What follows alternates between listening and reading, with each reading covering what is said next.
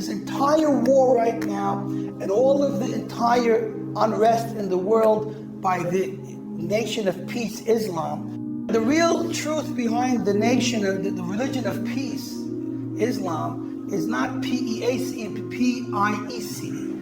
They want one more piece of the world because they don't want a Jew to be alive. They can't stand to look at a Jew. You know why? When they look at a Jew, I mean a fanatic Muslim, religious Islamic person that believes in a religion of this liar, Muhammad, that told them that you're the chosen people, you're the one that God wants, and every Jew is supposed to be killed. And when the end of days, trees are going to scream out to holy Muslim fighters, there's a Jew, a dirty Jew hiding behind me, come and kill him.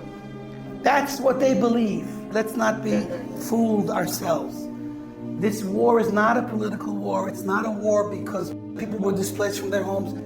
The nation of Islam, this nation of peace, wants one more piece, P-I-E-C, of this globe. Because they can't stand to see a Jew alive and in their face. You know why? When you look at truth and you're a liar, you feel it, you know it. They want to get rid of us because they want to be able to live happily after with their lie. They ultimately are God's enemies because they're killing God's people and they're destroying His world.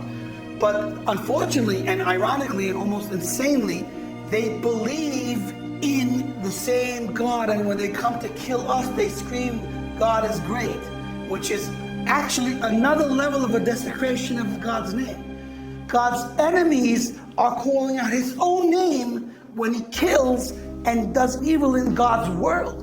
And that's something else we should be suffering over. When will God's name and glory be restored?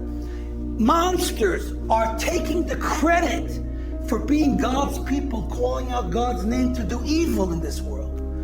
For that, the nations of the world have to unite. The people have to unite and eradicate that evil for God's sake, not for us, our sake.